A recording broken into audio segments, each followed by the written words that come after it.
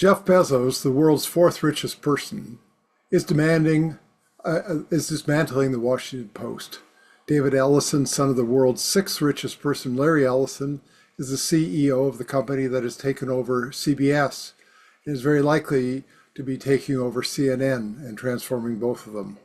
Meanwhile, Donald Trump is pressing multi-million-dollar lawsuits against the Wall Street Journal, the New York Times, the BBC, the Des Moines Register, and the CNN after intimidating both ABC and CBS into paying $16 million each to settle what was widely viewed as meritless claims.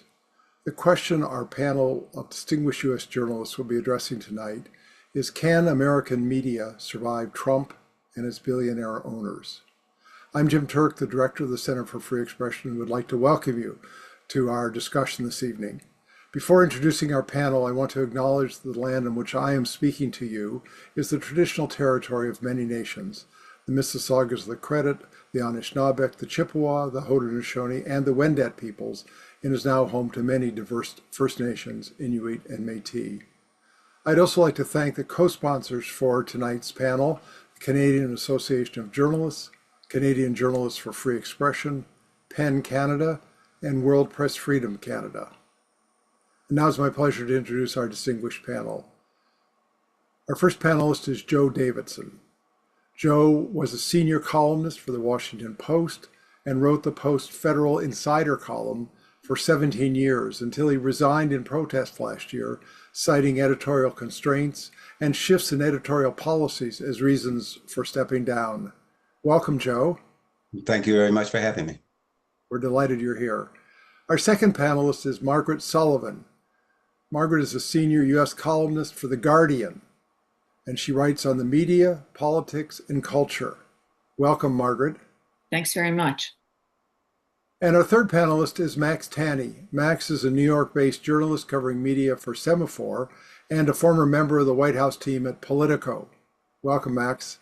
Thank you so much for having me. And moderating this fine panel is Julian Sher. Julian is an eminent Canadian investigative journalist, author of 8 books, and a senior fellow at the Center for Free Expression. Welcome, Julian. Thanks a lot, Jim. The format for tonight's panel is the panel's going to have a conversation for 45 minutes or so, and then in the last 15 minutes, we'll turn to the audience for any questions you may have. In this version of Zoom, the chat is not functional, but there's a Q&A button at the bottom of your screen. And so we encourage the audience, as you're listening to the panelists, if a question comes to mind that you'd like to ask one panelist or the whole panel, simply write it down, click on the Q&A button and write it down as you think of it. And when we get to the end of the conversation amongst the panel, Julian will turn to Ann Holmes, the center's coordinator, and ask her to read out the first question. The panel will discuss it, then we'll go to the second question and so forth. Over to you, Julian, and panel. Thanks a lot. Well, in times of war and political crisis, I can't think of a more important time for reliable news. And as Jim outlined, we're facing a rather unique situation in terms of corporate behemoths. So I'd like to start by asking each of you, what for you was the worst example in recent months of corporate kowtowing or capitulation? And Joe, let's start with you. Could you talk briefly about what led you to leave your beloved Washington Post after, I believe, 2 decades of work there? That's true. I was having a little trouble hearing some of you because of the transmission, but I hope you can hear me okay. I worked for the Washington Post for 20 years, the first 3 years as an assistant city editor, and then the last 17 as Federal Insider, Federal Diary. And in fact, it started in 1932, even before the Graham family purchased the Washington Post. And it ran continuously until I quit last year, and they decided not to continue it after that. I did quit in protest, as Jim said, because, as I mentioned, I've been writing this column for 17 years, and I had a fair amount of freedom as a news side columnist. I was not an opinion columnist. My column ran in the news pages. And so it was never as opinionated as an op-ed column, a fair amount of leeway. And then last year, I wrote a column that was critical of Donald Trump. And my editor told me that it was too opinionated under a policy that apparently had been, I guess, partially implemented a few months before, but I had never heard of the written down. And I realized that this was going to be a tough road for me to continue on after having a fair amount of freedom. And I wrote another column that was fairly mild, I thought, it certainly was mild, in which I said that a proposed pay raise for federal employees was well deserved, quote, well deserved. And that was taken out because that too was too opinionated for the editor. At the same time, there were other writers who were writing much harsher criticism of the president because this policy, since it wasn't written down, it also wasn't evenly enforced. Those other two writers, by the way, that I mentioned in my resignation letter to the Post, also are now gone, as are many other people at the Post. And so, all of this is in the context of just Bezos, after many years of funding the Washington Post, not interfering with the news side or the editorial side. Then at some point decided that the editorial side should no longer endorse candidates. After, by the way, some candidates had already been endorsed. This decision came out just less than 2 weeks before the election, and he blocked the editorial supporting or endorsing Kamala Harris. That was one of the first indications that Bezos was going to decided now he was going to tinker. Yeah, more than tinker, essentially control in that sense, what the editorial page was writing about.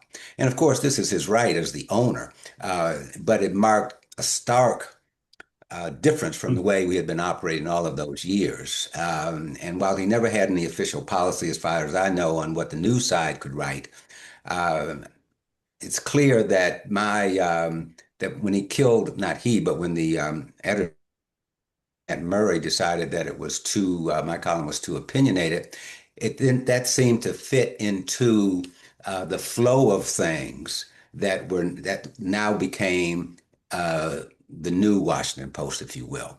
And unfortunately, many people have left the Post, some through buyouts, many have quit.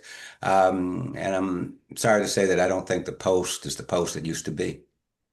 Mm, all too sad. And as you said, you were far from the only person. We'll circle back to some of the other spillovers of the Post and Bezos. Let me move over to you, Margaret. You've written extensively and quite powerfully, actually, about some of the changes at CBS. What are your concerns?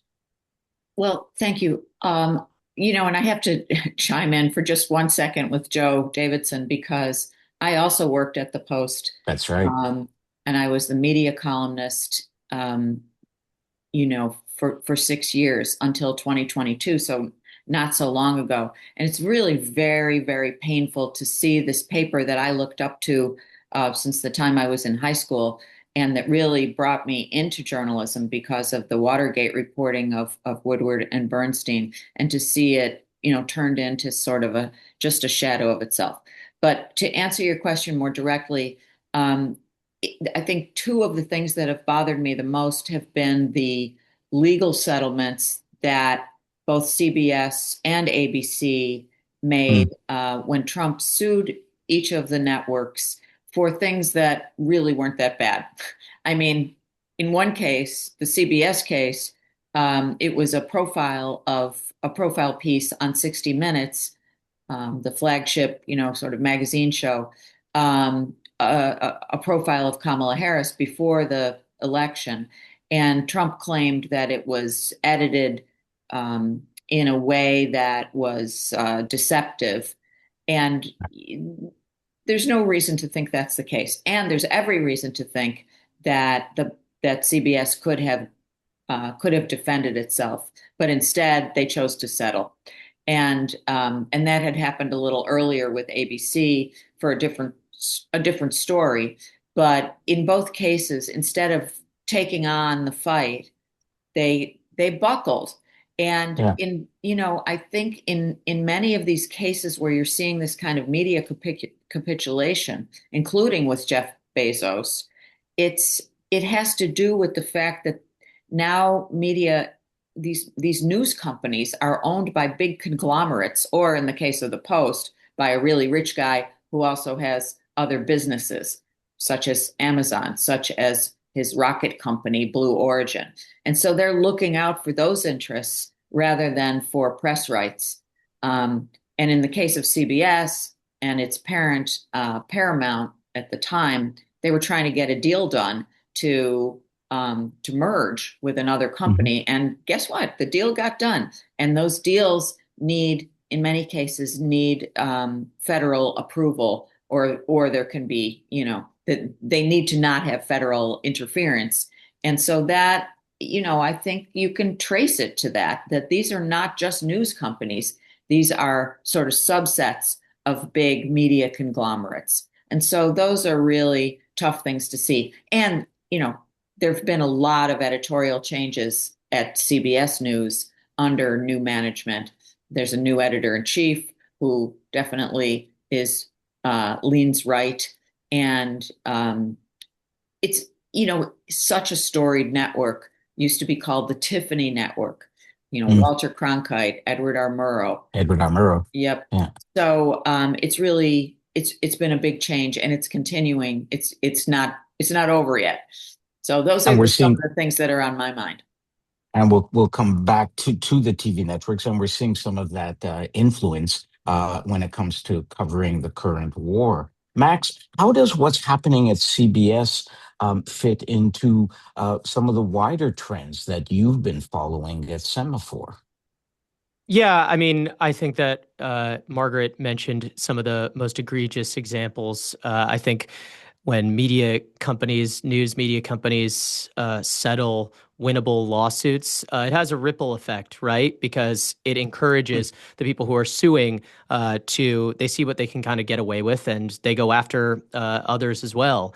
And so I think that it sets a bad precedent. And I think, of course, we can't have this conversation without talking about the other areas as well as part of these large media companies that have run a little bit scared, particularly of federal regulators and the FCC. I think everybody probably who's joining us here tonight has been following the attempt to get Jimmy Kimmel off the air, which Brendan Carr said they would do either the easy way or the hard way. There was some intimidation that they've tried to do with regards to these fair time rule, the equal time rules, and how they apply to Stephen Colbert's show and late night comedy. They've also tried to apply some of these rules with The View, basically in an attempt to, restrict who appears on some of these shows, which have typically leaned a bit more to the left. So I think that that's also really important to highlight here. And I think one other thing that's important to highlight here as well is this is the reason why this is happening, and some of these companies are making these decisions. I think Margaret said it well. They're part of larger organizations that have other larger fish to fry when it comes to mergers and acquisitions, consolidation, things that the federal government has some leverage over when it comes to some of the rules and the laws regarding acquisitions and potential monopolies. But I also think it should be said that it's part of the changing ways that people consume media, right? Like back in the day, these you wouldn't have been able to push around ABC News or CBS News. They got 20 or tens of millions of viewers every night to the news coverage, which was really, really powerful. And the owners of these companies saw that power and the ability to shift public opinion. But part of the thing that's at play here is that the networks get fewer viewers than they used to, particularly on the news side. They have less influence over the public sentiment, and it's made them less profitable, and it's made them weaker. And so I think, sadly, we've seen some of the larger corporate stewards, the owners of these companies, kind of push them to the side because they don't see them as powerful tools anymore. Interesting. If I could just add something to what Max said. He mentioned Stephen Colbert. and what's happened with that, and just to sort of track it back a little bit because I think it's so telling. Colbert said on his late night show, just after CBS settled that lawsuit I was talking about, he described what had happened as a big fat bribe. Those were his words, a big fat bribe. And, it was really soon after that they decided not to renew his contract. So, they talked about the fact that he didn't have good ratings, but I think that we can, not be naive and know that his outspokenness was a part of that. So, it tests the boundaries. And, just as we're talking about this, it occurs to me there have been, and maybe we'll come back to this, but there have been a number of news companies that have pretty stalwartly defended themselves against, the excesses of the Trump administration. Yes, and I would definitely. include the New York Times, the Wall Street Journal, the Associated Press, and the BBC and others. So it's not all one story. And we'll end on are there any positive perspectives on the horizon? Speaking of Colbert, in a non-comedic statement, he said, "I'm just so surprised that this giant global corporation would not stand up to these bullies," and that kind of forthrightness. And to just riff on what you said, Max, about Brendan Carr, people may have caught the news that in the last couple of days, after spending time in Mar-a-Lago, he said he was considering using his clout, whether it's legal or not, to go after the networks because they weren't being patriotic enough during the current war. Now, that leads me to the next theme I want to tackle, in that, from the days of Randolph Hearst and Pulitzer, there have always been big, wealthy men who have owned the media.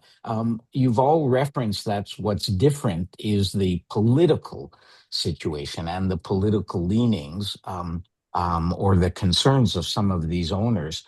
So how does politics play a role here? And Margaret, if you could start by talking about a fascinating item that you raised in one of your columns. I love the name, the Media Capitulation Index. Who would have thought that there would even be such a thing? Tell us briefly about it and what it showed.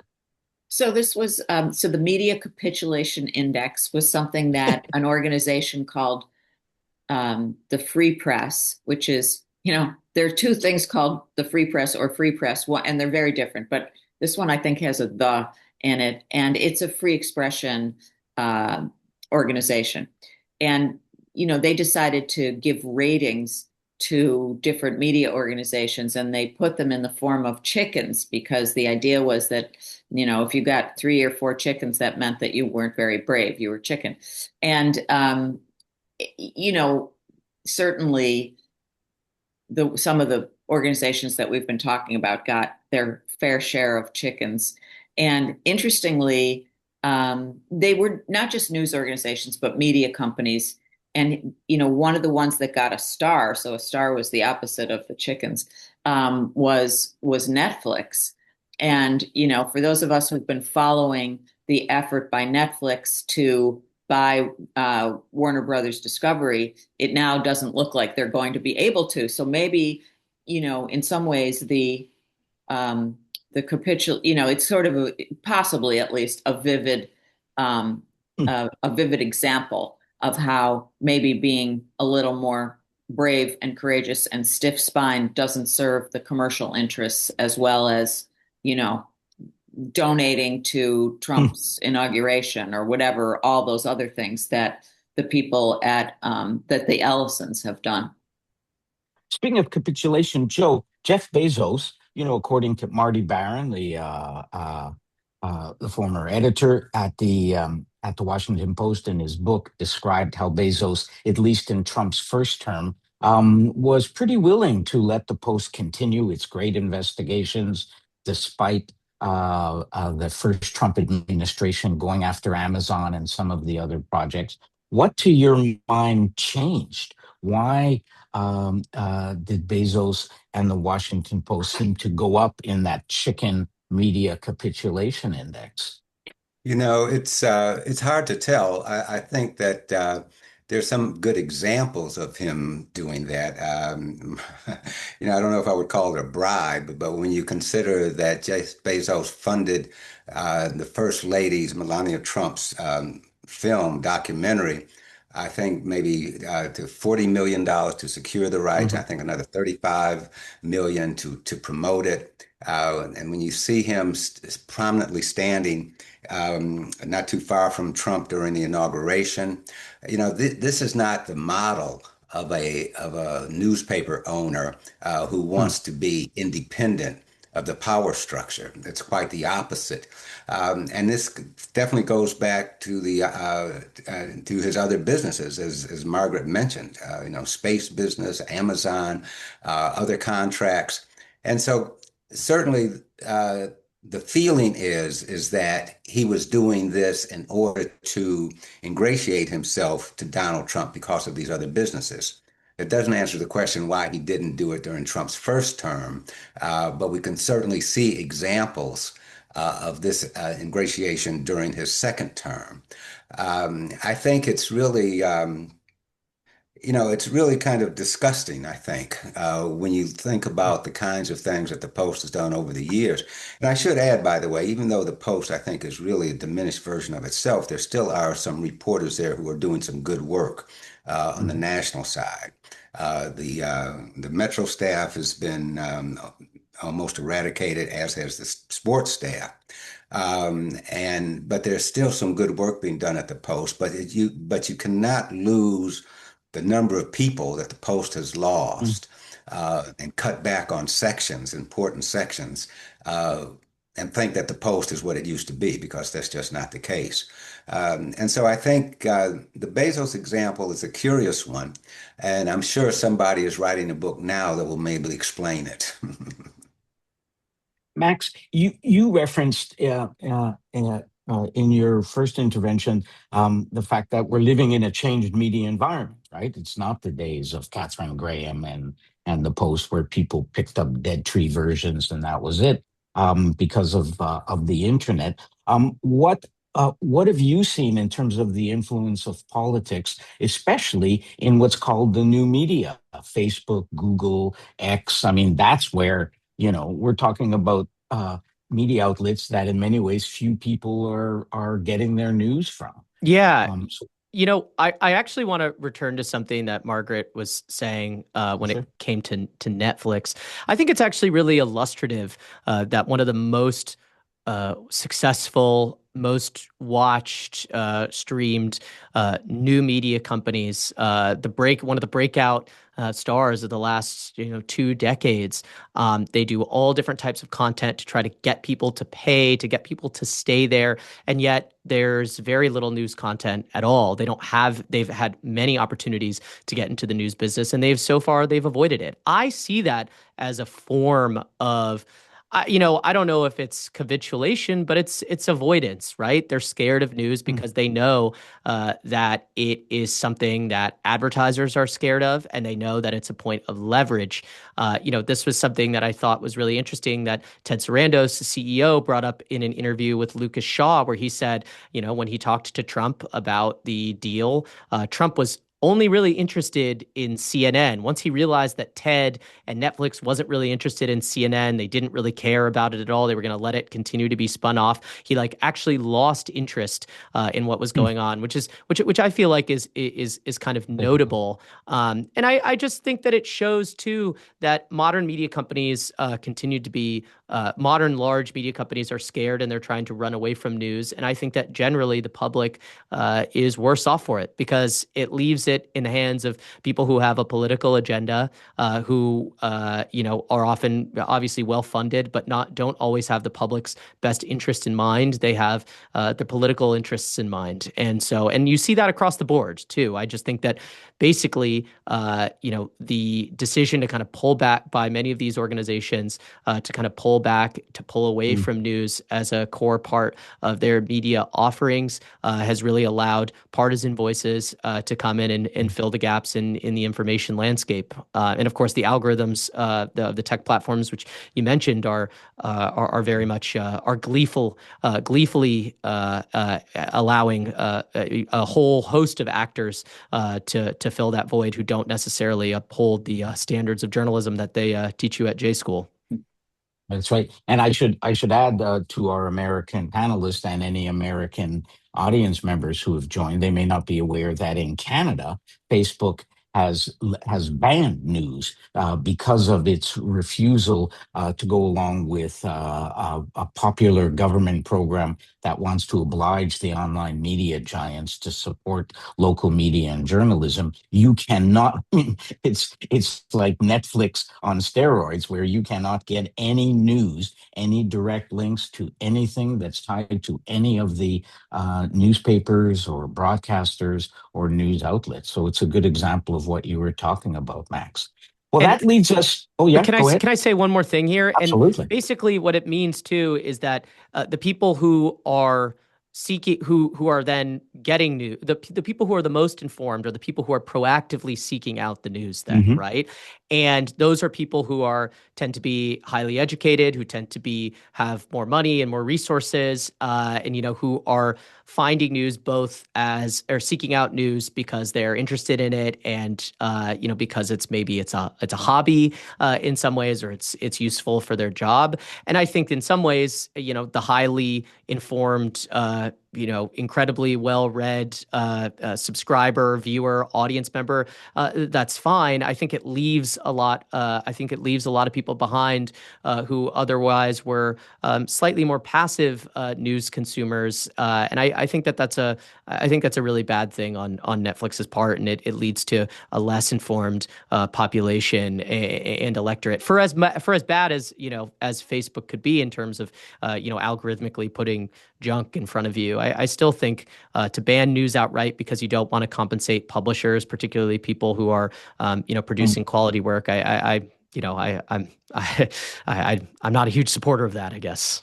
And can I just kind of take that point Absolutely, and Joe. extend it? I think it's an important point to make is that this is not just an issue for journalists and news addicts to worry about. When we're talking about Yes. threats to journalism, we're talking about threats to democracy, and we're talking about the capitulation of news organizations. We're talking about capitulation to forces that would tamp down good journalism, just like Pete Hegseth uh, apparently doesn't like it when news organizations report on soldiers or military members who are killed during the United States war against Iran. It's there's some really basic fundamental issues here as it relates to democracy and a free press that go, well beyond individual disputes over a column, for example, or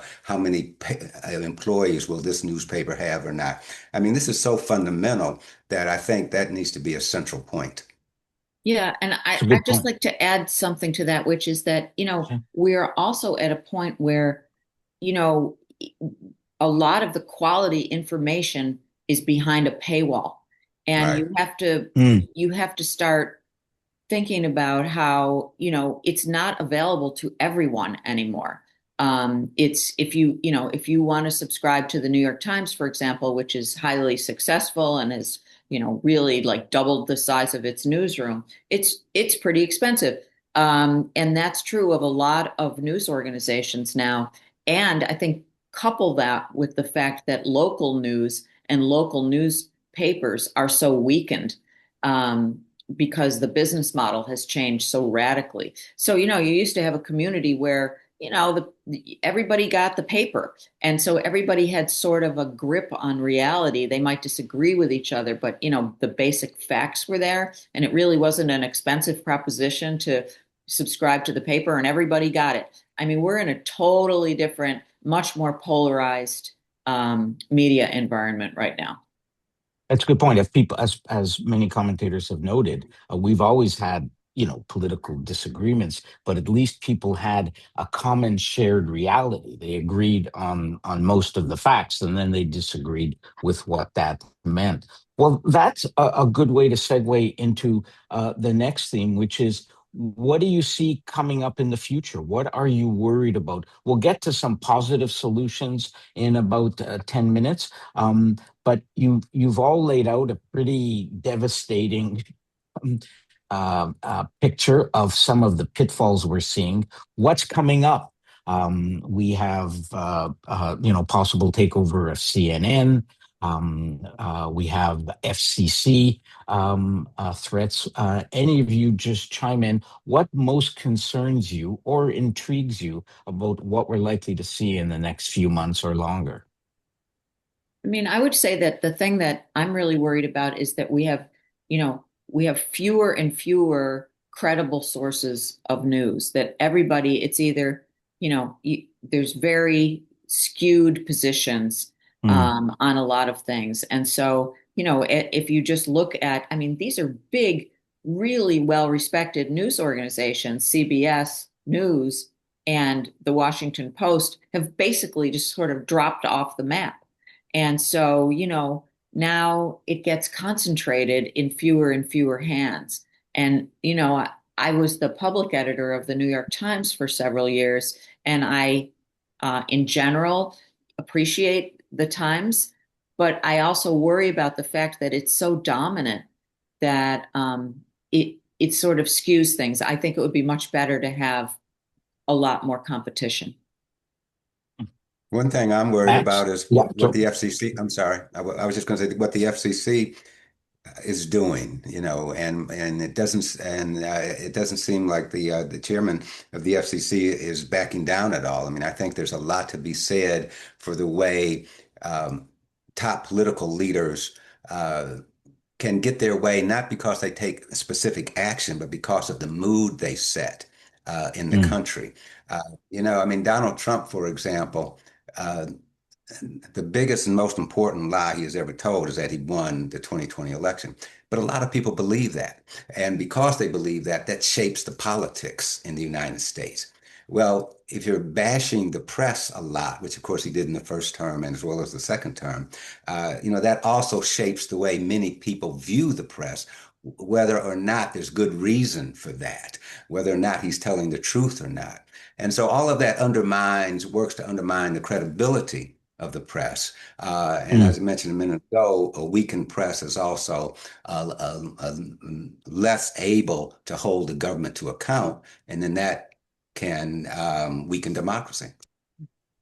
Max, more than anyone on the panel, your job is actually full-time reporting on this forest fire. That is Margaret does a lot of that is writing about that as well.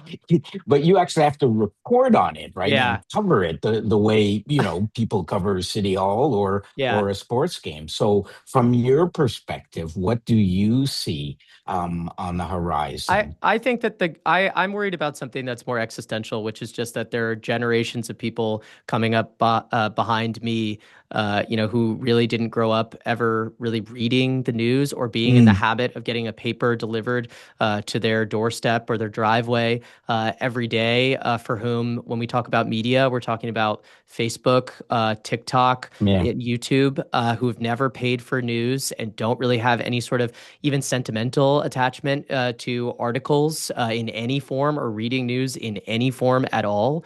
And thus, when they think about media, they are essentially just consuming largely short form video clips through the platforms that I've mentioned. And I think that that creates a very, very different type of member of the population from a political standpoint. And I worry too that a lot of these people are not that news organizations, media companies are not adapting fast enough to reach these people, or just that the platforms, can willy-nilly basically decide that, oh, we're going to have news on it one day and we're going to have shut off news the next day. And what is that doing to the general population? I think there was a great article after the 2024 election about how people now consume media ambiently. They used to get it directly from sitting down and watching the evening news at night, or subscribing to their local newspaper, or maybe a national news magazine. Now a large and growing segment of the population consumes news when someone sends them a tweet in a group chat or something like that, and that's their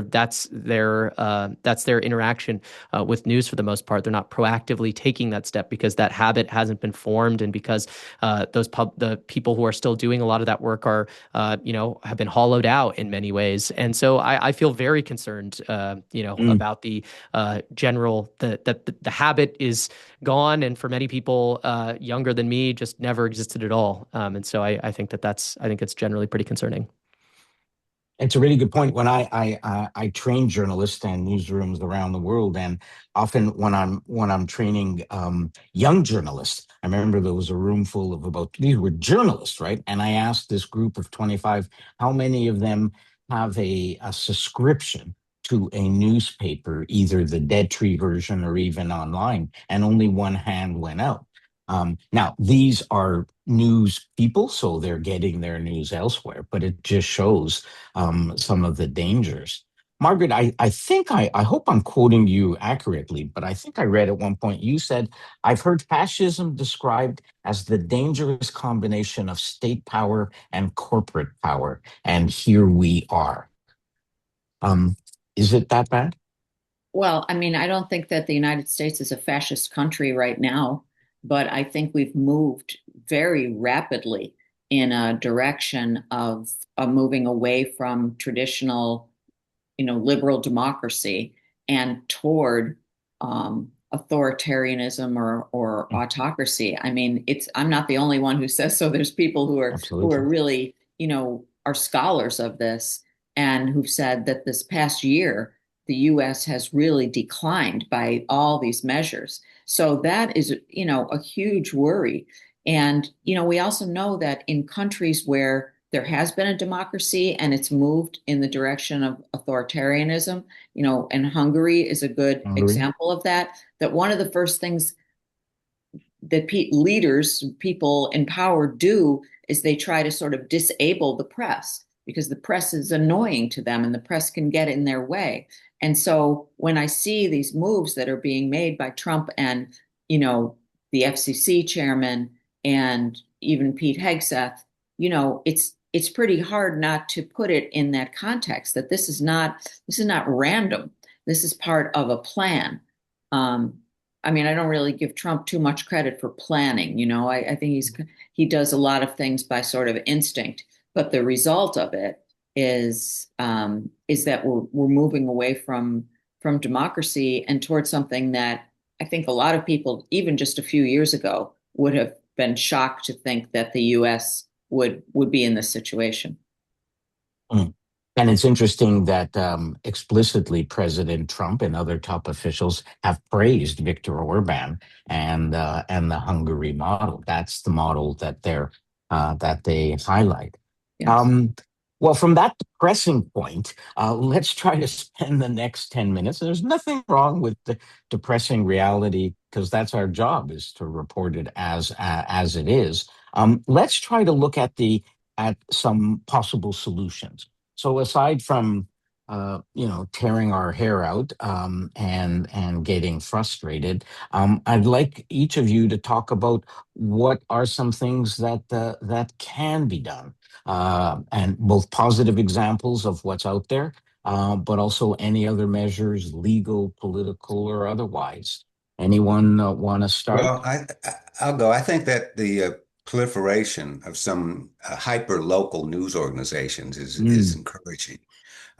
These news organizations, they're always digital, and they cover local governments, local communities, uh, probably better and more extensively than some of the larger newspapers used to do, because they're focused, they're hyper local, as they're called. And I think it's encouraging to see these new news organizations coming to the fore. They clearly have not replaced yet the kinds of coverage or the breadth certainly in terms of circulation, that the old line newspapers had.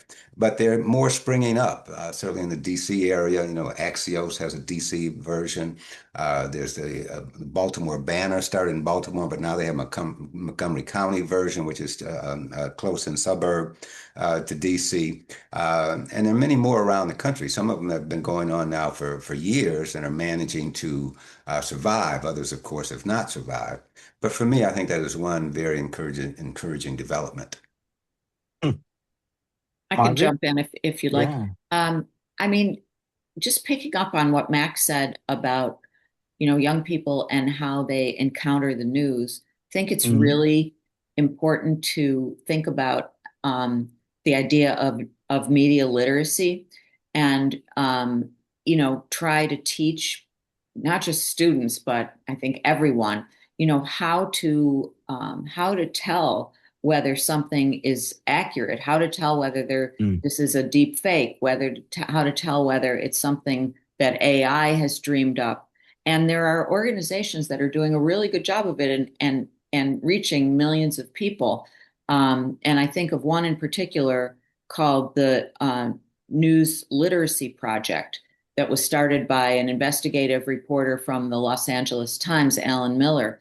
And, they really have helped to educate millions of people. And I think that that might at least introduce the idea to people that there's such a thing as actual legitimate verified news, and it's important to seek it out and not just like share whatever comes across your feed. Mm.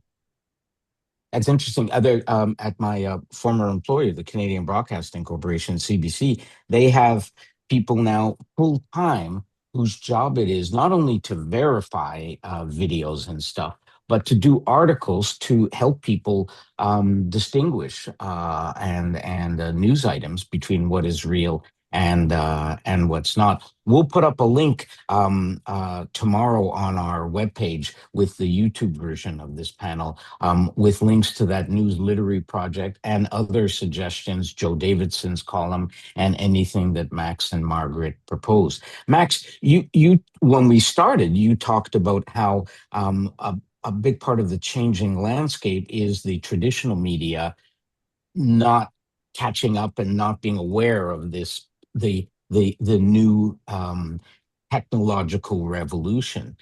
What do you see as possible solutions from either the tech world or the new waves of journalism? Yeah, I think when it comes to the those news media organizations, it's just more like the formats that they were built on. Just obviously the internet, eroded those, and so it was very, very difficult to make that transition. A few have been able to do it, like the New York Times. Most have not been able to do it, and that's it's unfortunate. But I do think that it's allowed. There are some really cool, interesting signs of emerging new media, creative new media ways of doing journalism. I think about the sports journalist Pablo Torre, who is basically just a former ESPN reporter who does long form sports investigations on YouTube and has broken some of the biggest stories in American sports over the last few years. He's responsible for one of the biggest ongoing NBA potential scandals, actually, regarding the player Kawhi Leonard, who used to play in Toronto for the Raptors. And I think that it's a really cool, interesting way of showing that you can reinvent the investigation for the YouTube, the deep dive investigation for the YouTube era, and make a living doing it, and still break big, meaningful stories. I think that's really great. And I think I have a little bit of this is a little bit of a hot take, I guess, but I have a little bit of hope for this next era of media in a world with more AI, which most people are in our business are scared of, which is totally fair given its incredible power and how good it is at stealing things without compensating.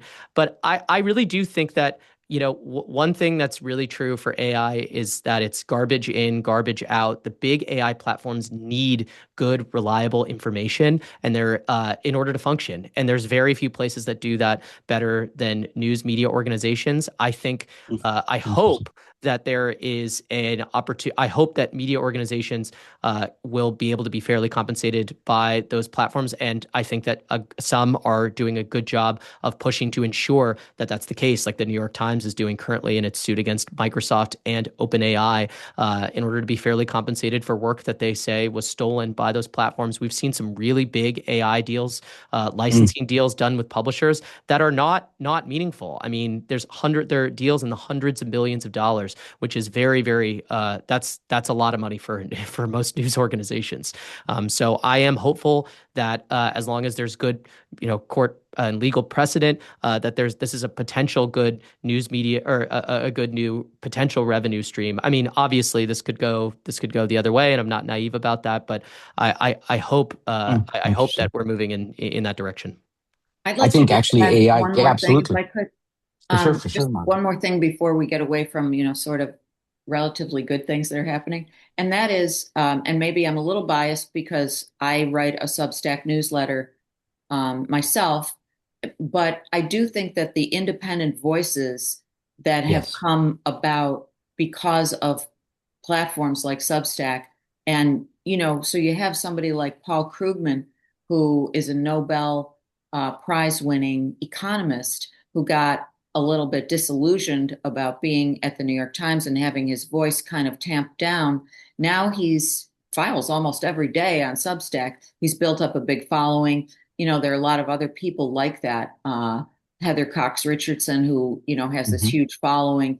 And I think that those are people who, I mean, there's people who are maybe I wouldn't necessarily endorse the same way, but there is now an outlet for people who have an individual voice, are doing journalism, and there's that sort of person to person connection that does bring in people of different generations and people who don't have a sort of a newspaper habit. So I think there's something there too.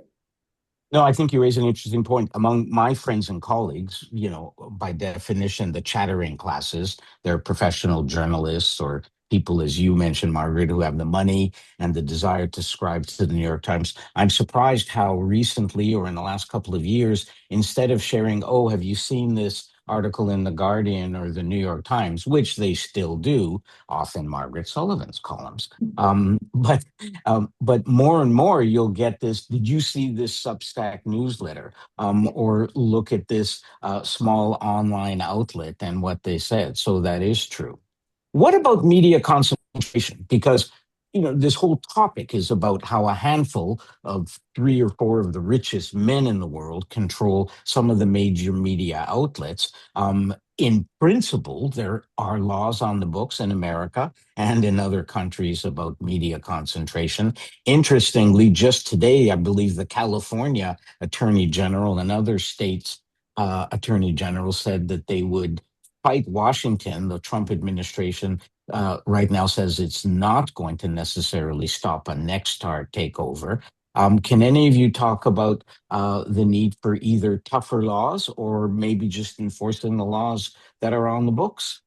Yeah, I mean, I would just say that, public policy can solve these, effective public policy can solve a lot of this stuff, but it has to be enforced. So if you have some laws that say there's a limit to media consolidation because it creates a monopoly situation, or it just creates too much power in too few hands, that can go a long way. But you're not going to get that kind of change in this political environment. Doesn't mean you can't get it eventually.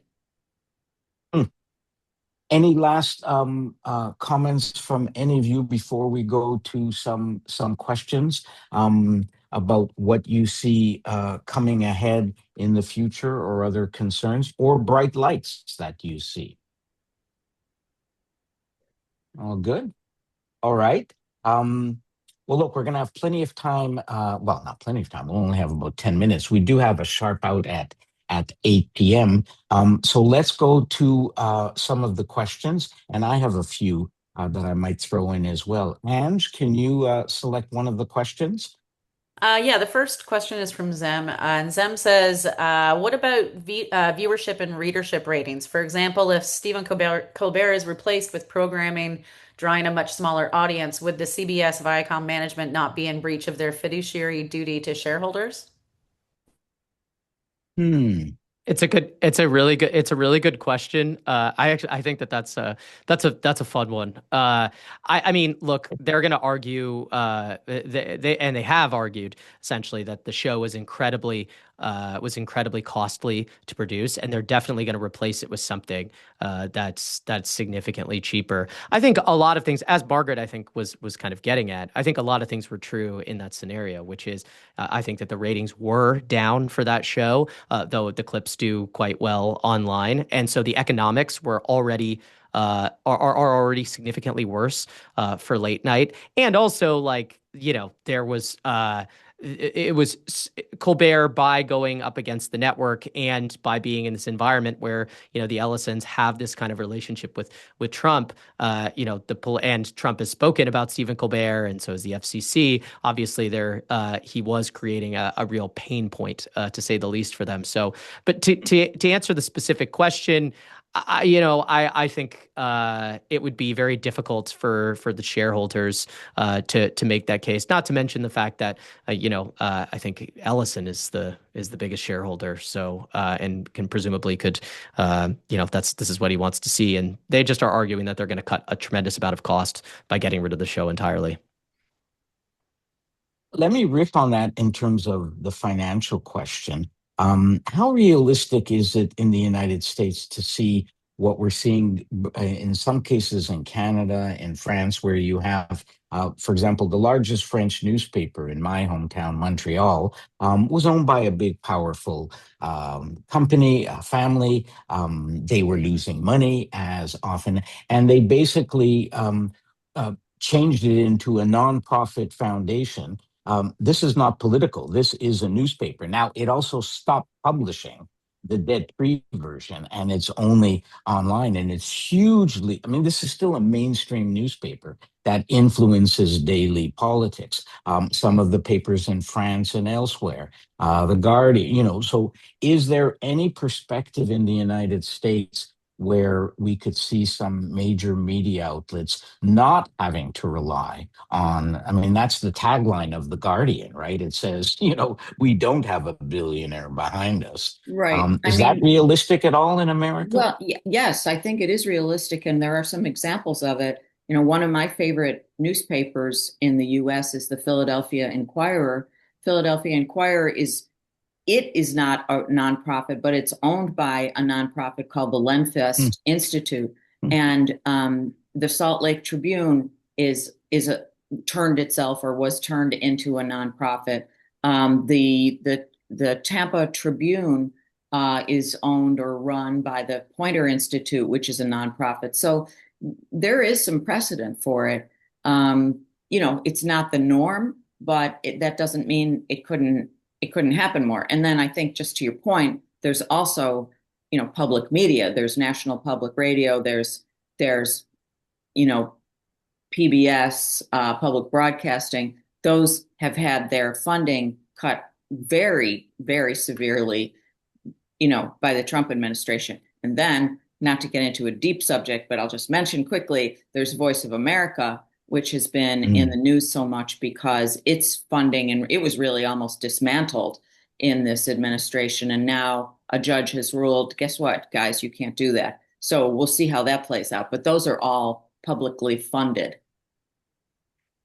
Can I pick up on that, and any of you chime in as well? You talked about like the public mandate. One of the beauties of having a vital public broadcaster, BBC, CBC, all the European countries. In fact, as far as I know, I believe the United States is the only Western democracy that doesn't have a fully funded public broadcast system, not just kind of PBS on its own little island. How important is it, not necessarily to have a public broadcaster, but to have the whole notion of public interest, that the media, it's not like owning, a supermarket. That there is a public interest when you take over a media. Can any of you talk about the need to stress that and hold owners accountable? Because they're not just running an airline or a space exploration company. They're part of the democratic process. Chime in, anyone? I mean, I Well, think it's. Oh yeah, go for it, Joe. Sorry. no, Go, you go Joe. ahead. No. I'm going to make a very cynical point. So I don't know what you're going to say. I might. We'll end on cynicism. Yeah. Joe, you start, and then we'll go to Mr. Yeah. Cynical. Well, I guess my concern about having some sort of public news organization in this climate and in the United States, this country is so divided politically, and it seems like the divisions are more poisonous than ever.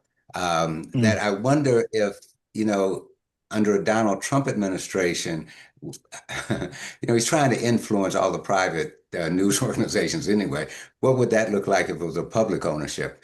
And one of my concerns too is that let's say a liberal Democrat becomes president next time.